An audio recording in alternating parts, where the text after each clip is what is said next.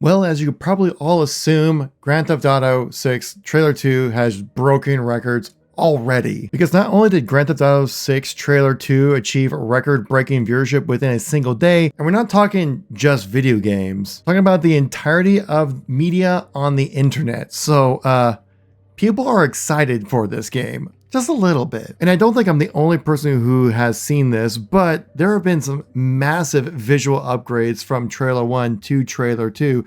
This just goes to show how much that Rockstar has been cooking for this game. And I think with the recent news of Grand Theft Auto 6 is the perfect example of how to handle bad news for your game. Like as someone who does social media for a job, I would have to say that they just massively handle the delay news with this trailer, and you can see within even the stock price. So yeah, here's the announcement of the delay. You can see it was on May 2nd. And you can see with Take-Two Interactive stock that it was really high on May 1st. The announcement of the delay, yeah, massive drop. But then look at May 6th, and we're basically almost right where we started. Even investors, the soulless greedy capitalists of the society, are even excited from this trailer. And rightfully so. This trailer looks absolutely amazing. Not only just for how it sets up the game and the narrative, but also I'd say like the graphic fidelity was massively increased. And I'll show you here for examples. So let's compare some of the beach shots. So for example, here you can see this is from trailer 1. You can see like it does look visually impressive, right? That's a population of characters in the world, looks great.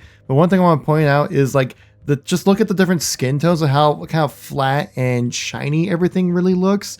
It doesn't really just look like a true natural skin tones or anything like that. Plus the lighting looks relatively flat. Like it looks good, but it looks like something you would typically see within like the games nowadays. Compare that with trailer 2, you can see a drastic difference. Like yeah, the time of day is a little bit later in the day here, but you can still see how like the drastic lighting is so different. You can see like the skin actually kind of like looks like actual skin, like there's texture to it. The shadows look far more diffused. Where you can see in this shot right here that the shadows have much more sharper edge to them. Now this next screenshot is just kind of crazy. I'm assuming this is probably of the same night, but just changed some things. We all remember this from trailer 1. Take note of just basically the dress that Lucia is wearing in this shot right here. And also how like the light is reflecting off of her, right?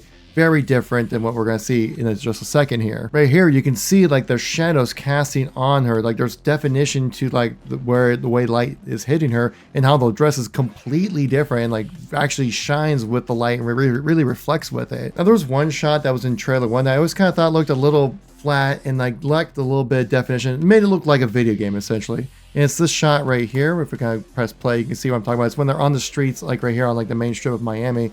The reason why I brought that up is really just because you can see like how like the lighting doesn't really seem to interact with a lot of the vehicles in here, right? Like you see like how this very bright underneath, the car really isn't casting any kind of shadows or anything like that. Again, like the character models are looking kind of flat as well when it comes to how the light interacts with them, because there's so many different colors of lights and directions of light and things like that. It just doesn't really seem like it's really interacting with the world a whole lot. Like you can see, especially within the car, like underneath here should be way darker than like what this panel is underneath the street light, and it's all kind of blended all to be the same. Now compare that with this shot right here. Like the lighting is so much better and the character models are so much better too in this. It's so different compared to just like what we saw back in 2023 with the initial reveal, because you can see like how like the pink light from this building is interacting with this character right here, how there's a shadow being casted from the car as well, and how there's different points of directional light are all kind of interacting with each other like they're part of the world. Like this is just insane. Like I actually just don't actually believe that this level of fidelity is possible, especially on a PlayStation 5, because right here Rockstar confirmed that this was entirely in-game from a PlayStation 5 where they recorded this from.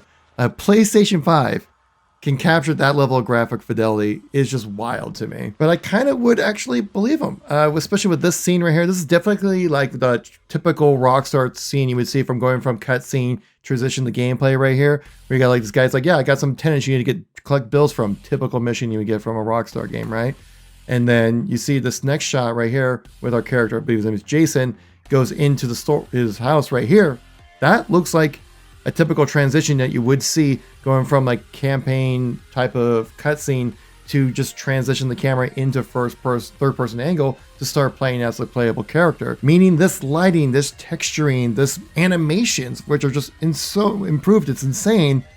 That's actually in game. And I would be inclined to actually believe that. Which, yeah, we mostly saw cutscenes and like really high action flashy moments. That's kind of what a trailer is meant to do, right? Just kind of grab your attention, get you interested in the game, not really show you what you're doing. But apparently with this trailer, there was a lot of gameplay involved with it. At least according to Rockstar, the second half of that same tweet says comprised of equal parts gameplay and cutscenes. And if that's the case, that's absolutely wild. Maybe they use some special cutscene angles for a lot of their stuff, because the animation quality of this just looks so good. You see like right there, the player a character gets pushed back, looks so natural, and like this is some of the best animation work I think I've ever seen in a game. Especially in this little cutscene right here where this character is like just leaning back. You can see the facial expressions. It just like, I'm not even feel like I'm watching a game. I feel like I'm watching a movie trailer rather than an actual video game. It's just wild to me. But again, like, okay, so this is half gameplay, right? I'm assuming they're kind of like tweaking that name a little bit. Like, yeah, it's gameplay. When I say gameplay, I mean like, where's the HUD at? Where are the guns? How's the driving mechanics look like? What's it look like when you're actually playing the game? I asked that because no one was complaining about the graphics in this game, right? From this trailer, right? From the first one, they're like, yeah, this looks phenomenal. I want to jump in and play this. So I'm glad to see the upgrade, but this game was delayed a significant amount of time.